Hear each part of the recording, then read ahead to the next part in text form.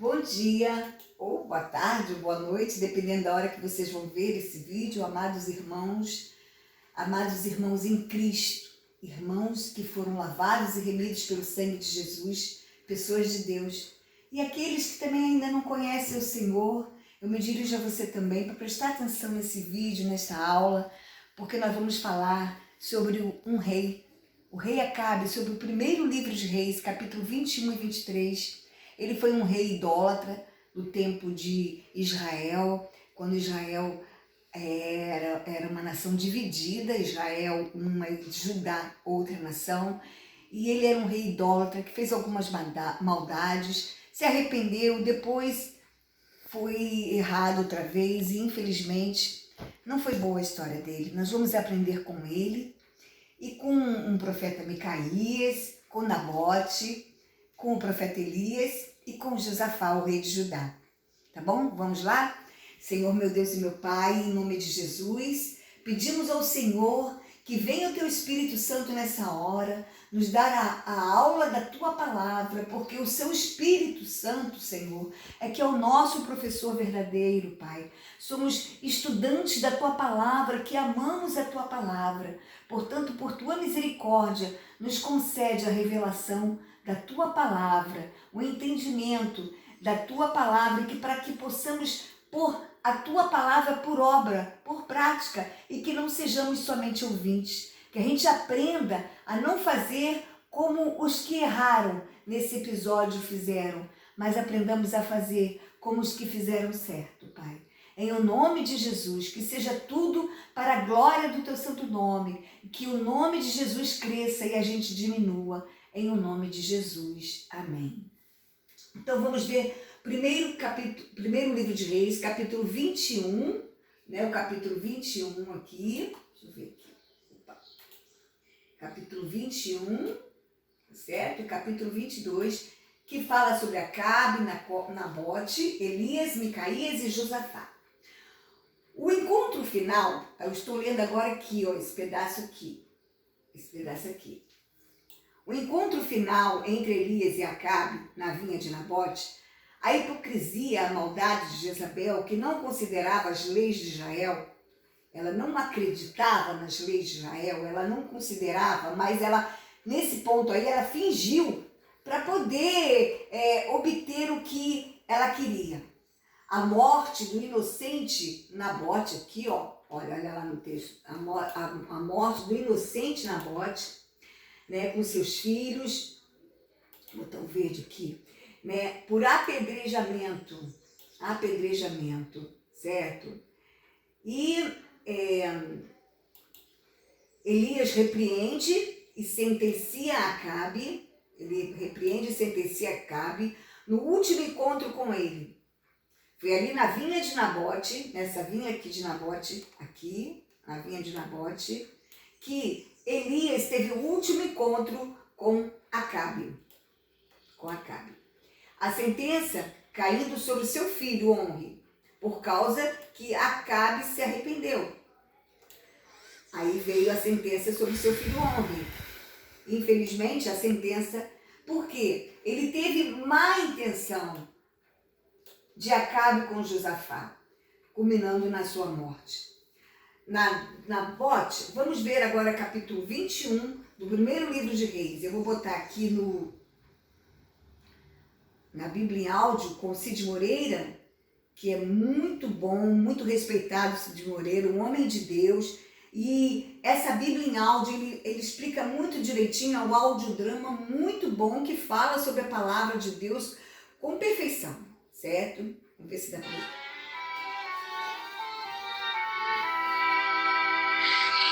Primeiro livro dos Reis, capítulo 21. Depois disso, aconteceu o seguinte. Acabe, rei de Samaria, tinha um palácio em Jezreel.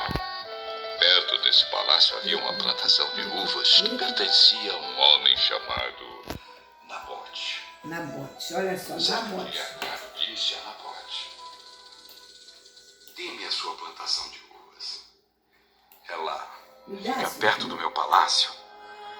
E eu quero aproveitar o terreno para fazer uma horta.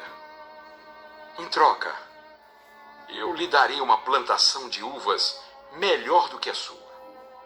Ou, se você preferir, eu pagarei um preço justo por ela. Esta plantação de uvas é uma herança dos meus antepassados. Deus me livre de entregá-la ao Senhor. Acabe foi para casa aborrecido e com raiva por causa do que Nabote tinha dito. Ele se deitou na cama, virado para a parede, e não quis comer nada. Então a sua esposa Jezabel foi falar com ele e perguntou: Por que você está assim, aborrecido? Por que não quer comer? É por causa do que Nabote me falou. Eu lhe disse que queria comprar a sua plantação de uvas. Ou então, se ele preferisse, eu lhe daria outra em troca. Mas Nabote me disse que não me daria a sua plantação. Afinal de contas, você é o rei ou não é? Levante-se, anime-se e coma. Eu darei a você a plantação de uvas de Nabote, o homem de Jezreel. Então, gente, nós vamos ver ali, agora pode apontar para ali, por favor. Nós vamos ver que Nabote, ele possuía uma vinha e do lado do palácio de Acabe, que estava em Jezreel. Ele tinha um palácio em Jezreel também. Ele invejou, Acabe, ele quis a vinha de Nabote. Aí Nabote não quis vender. Porque era a herança dos pais dele, conforme o costume que havia em Israel. A Jezabel, ela não queria saber se existia esse costume em Israel, porque Acabe chegou desgostoso e voltou para casa. Contou tudo a Jezabel, quer dizer, tudo ele contava para ela, certo? E ela prometeu com arrogância e desdém dar-lhe a vinha de Nabote, certo? Quer dizer, ela considerava, quando ela falou assim para ele: governas tu, porventura, em Israel? Porque para ela, governar era exigir. Governar, ser rei naquela época, para Jezabel, era ser ditador, é exigir, custasse o que custasse, teria que ser do jeito que eles queriam, não do jeito da lei de Deus, mas do jeito que eles queriam. Reis maus, reis que só queriam se dar bem, que não se preocupavam com o povo. Não existe muita diferença de hoje em dia, né? Que hoje em dia também tem muito disso na nossa política, né? Agora o capítulo do 21, do 7 ao 16, vamos ver.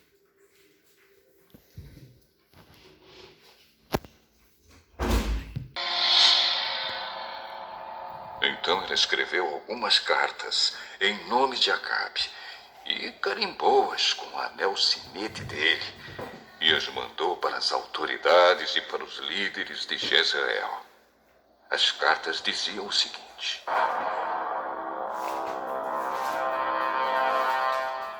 mandem avisar que vai haver um dia de jejum. Reúnam todo o povo e ponham Nabote no lugar de honra. Ponham sentados na frente dele 2 homens de mau caráter para acusarem Nabote de ter amaldiçoado a Deus e ao rei. Depois levem Nabote para fora da cidade e o matem a pedradas.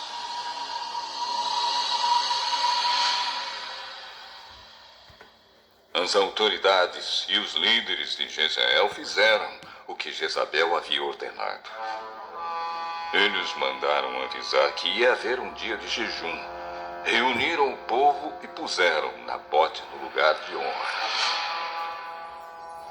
Então, diante do povo, os 2 homens de mau caráter acusaram Nabote de haver amaldiçoado a Deus e ao rei.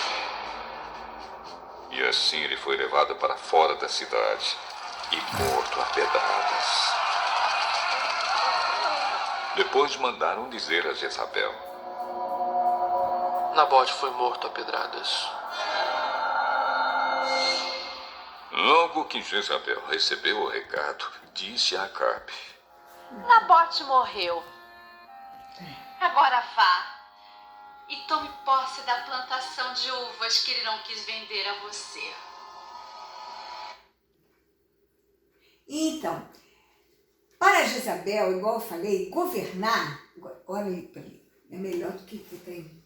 Para governar, era sinônimo de exigir que se cumprisse a vontade dos reis, custasse o que custasse.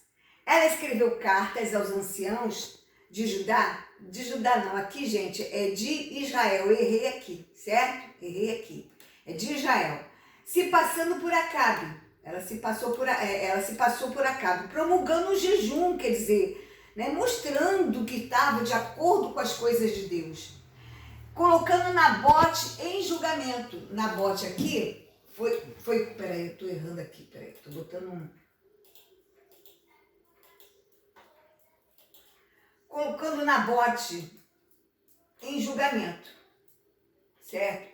Sobre as leis de Israel, com testemunhas falsas de dois homens malignos, para que Nabote fosse condenado por morte de apedrejamento, conforme realmente foi. Vamos ver lá em 2 Reis, capítulo 9, versículo 26, que fala assim, 2 Reis 9, 26. Tão certo como vi ontem à tarde o sangue de Nabote e o sangue de seus filhos, diz o Senhor, assim tô retribuirei neste campo, diz o Senhor. Agora, pois, toma-o e lança nesse campo segundo a palavra do Senhor. Isso aqui já era na época de Acasias. Deus cobrando o sangue de Nabote. Quer dizer, não foi só Nabote, foi também com os filhos dele. Foi toda a família que foi apedrejada, certo? Então, Nabote e seus filhos, morreram e Acabe, a mando de Jezabel, foi tomar posse da vinha. Aqui eu pus um parênteses, a maldade humana. Esse texto relata a maldade humana com malícia, hipocrisia, traição e covardia. Acabe, com 3 personagens nesse texto, nesse episódio bíblico. Acabe, maligno e fraco, mandado, manipulado. Jezabel, maligna e forte, manipuladora.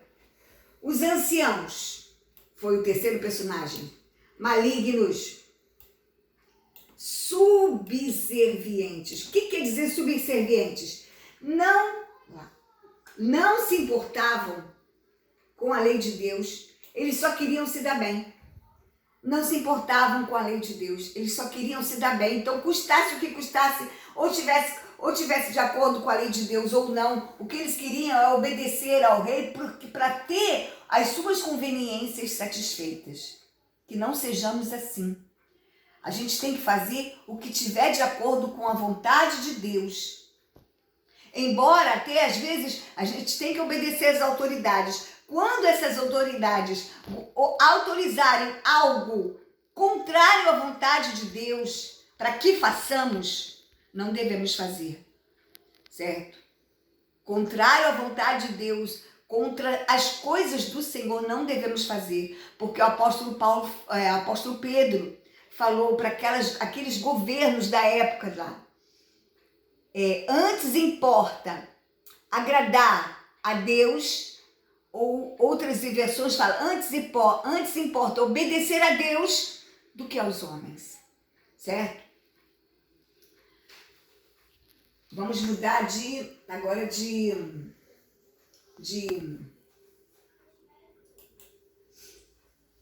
para o capítulo 21, do 17 ao 29.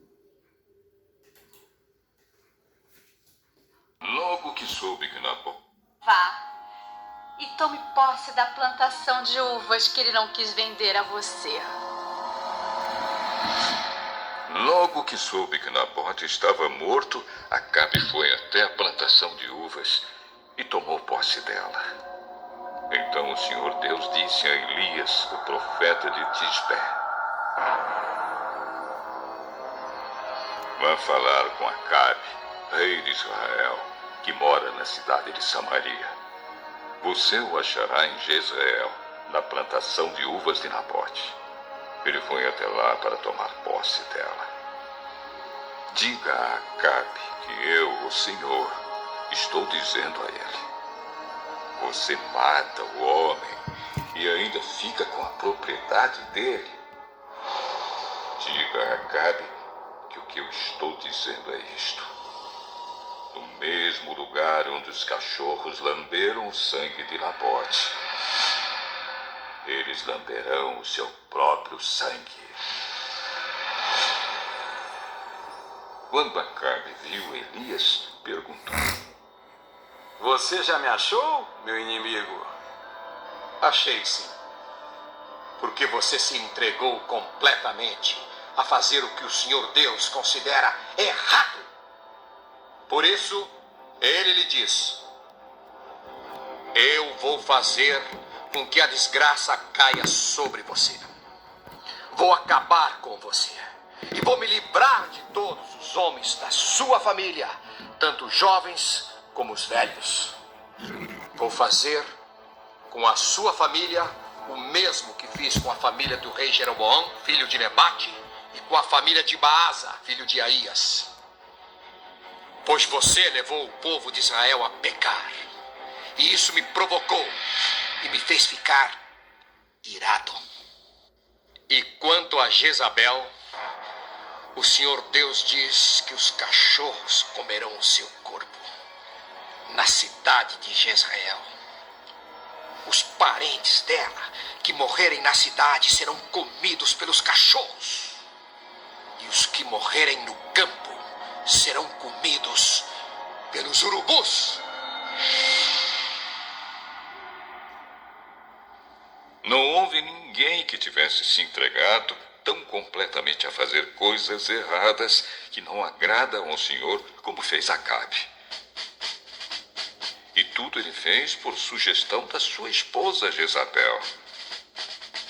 Acabe cometeu os pecados mais vergonhosos, adorando ídolos, como haviam feito os amorreus, o povo que o Senhor havia expulsado do país, conforme o povo de Israel tinha ido avançando. Quando Elias acabou de falar, Acabe rasgou as suas roupas, jogou-as longe e vestiu uma roupa de pano grosseiro. Ele não comia nada, dormia em cima de panos grosseiros e andava triste e abatido. Então o Senhor Deus disse ao profeta Elias: você viu como Acabe se tem humilhado diante de mim? Já que ele está fazendo isso, não será durante a vida dele que vou trazer a desgraça que prometi. Será durante a vida do filho dele que eu vou fazer cair a desgraça sobre a família de Acabe. Ó, se prepara que hoje a gente vai ver um filme de terror, hein? Tô doida pra...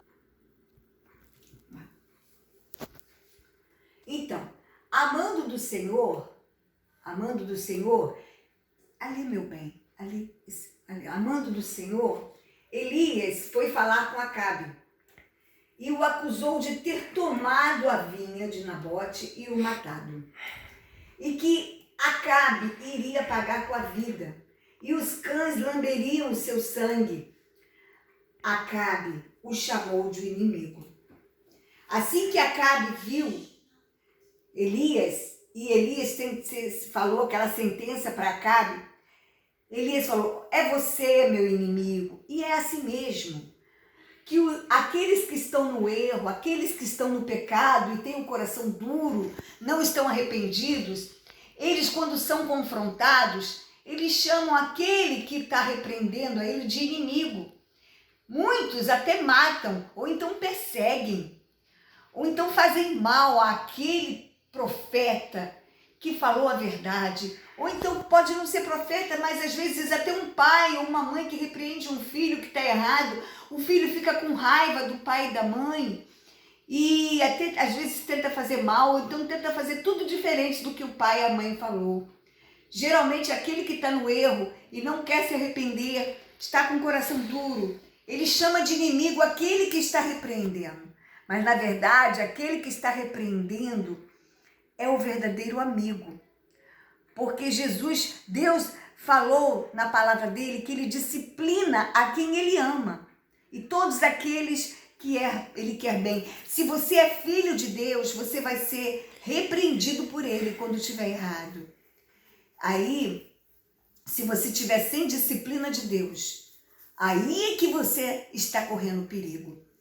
Nós precisamos da disciplina de Deus. Eu botei aqui um parênteses assim, é assim mesmo. Em que aqueles que estão no erro, quando são confrontados pelo Espírito Santo, através do profeta.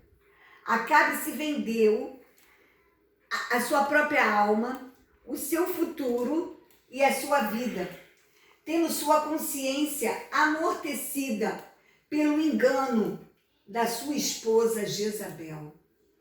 Elias pronunciou a sentença contra Acabe e Jezabel. Aí eu pus aqui num parênteses, como um casamento pode influenciar para o bem ou para o mal os nossos atos. Como um casamento pode... Gente, eu tô muito ruim de sublinhar, hein? Perdoem. Eu tô muito ruim de sublinhar. Como um casamento pode influenciar para o bem ou para o mal? Às vezes, por isso a gente precisa orar antes de se casar.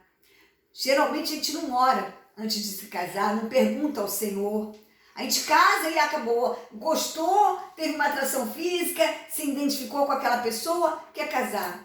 E não pergunta ao Senhor, Senhor, é com este mesmo, é com esta mesmo que eu devo me casar? Porque a gente não sabe se lá na frente, às vezes está até dentro da igreja, está ali certinho, mas a gente não sabe se lá na frente aquela pessoa vai mudar e vai fazer da nossa vida um inferno. E aí já casou, vai ter que aguentar, certo? Ou vai fazer com que a gente passe para o lado errado.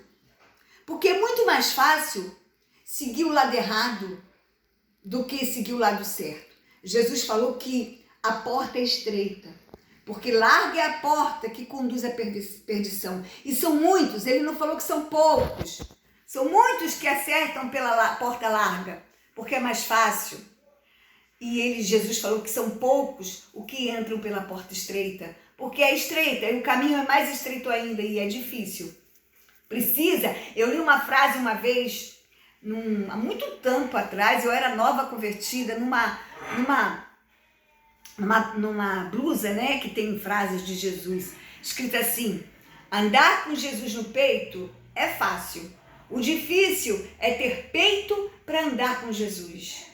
E é verdade, para andar com Jesus você tem que muitas vezes negar a si mesmo, você tem que muitas vezes renunciar à sua própria vontade para fazer a dele. Você tem que muitas vezes dizer não para esse mundo, não até para aquele que é amigo seu, ou até aquele que é um parente seu. Muitas vezes você tem que dizer não concordando com eles, certo? Então Acabe, arrependido, andando de pano de saco e cabisbaixo, recebeu a palavra do Senhor através de Elias, dizendo que a sua sentença se daria nos seus filhos no dia do seu filho, certo? Que não seria nos dias dele, que seria no dia dos seus filhos. Qual é a sentença que seria no dia do seu filho? Que todo do sexo masculino de Acabe seria destruído. Essa seria a sentença. E aqui eu botei um parênteses, que é pior quando o filho paga. Quando um filho paga, é pior do que quando nós pagamos. É pior, dói mais. Certo? Agora capítulo 22. Durante os 2 anos seguintes, houve paz entre Israel e a Síria. Mas no 3º ano, Josafá, rei de Judá, foi visitar o rei Acabe de Israel. Dá uma pausa. Não o Josafá, um dos superintendentes, porque tem 3 Josafás até agora. Um foi um dos superintendentes dos suprimentos de Salomão. E nem o Josafá, cronista, historiador de Davi. Esse Josafá foi rei de Judá, filho do rei Asa e pai de Jorão. Ele casou, Jorão casou com a filha de Acabe. Por isso Jorão, filho de Josafá, foi genro de Acabe, certo? E aí ele fez aliança com Acabe, na retomada de Ramote Gileade. Vamos ver. Josafá, você vai comigo atacar Ramote?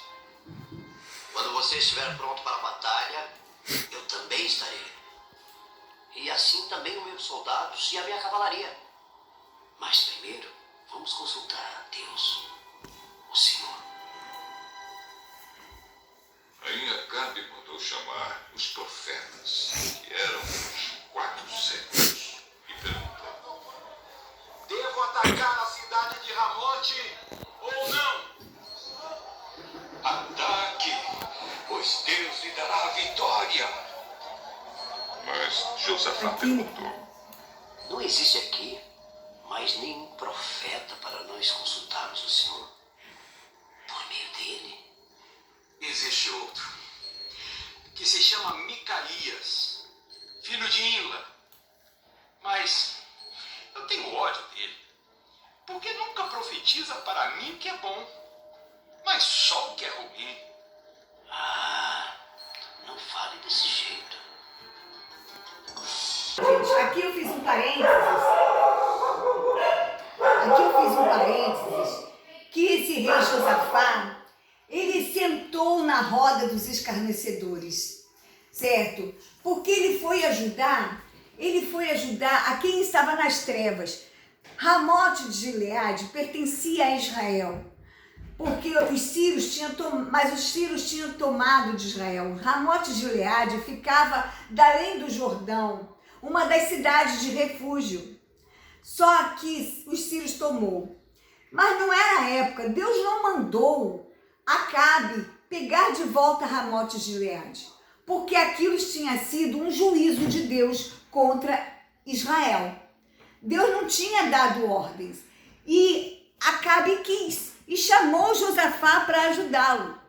É como se você, por exemplo, estivesse ajudando alguém que pede a você: olha, eu sou casado com fulano, mas eu estou apaixonado por aquela ciclana, né?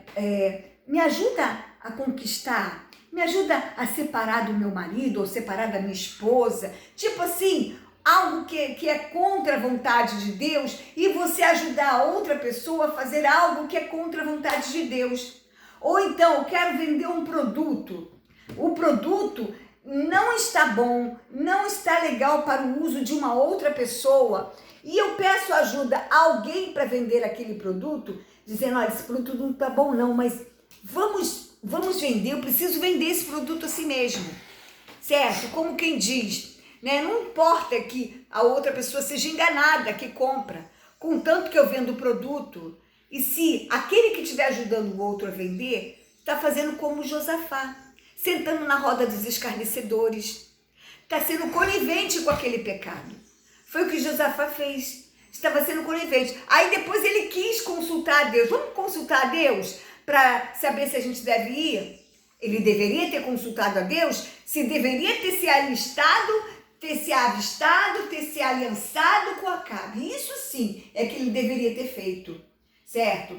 Aí chamou os profetas para falar, né, que como é que seria na guerra. Só que eles falaram: não, vai ser tudo muito bem, mas Josafá não creu, porque Josafá era de Deus, mesmo ele tendo ajudado ali as trevas, ele era de Deus. Aí ele quis um profeta verdadeiro, aí foi chamado Micaías, que vai falar a verdade, certo? Primeiro ele fala, não, vai dar tudo certo, porque era um espírito de engano que estava sobre Acabe, para enganar Acabe.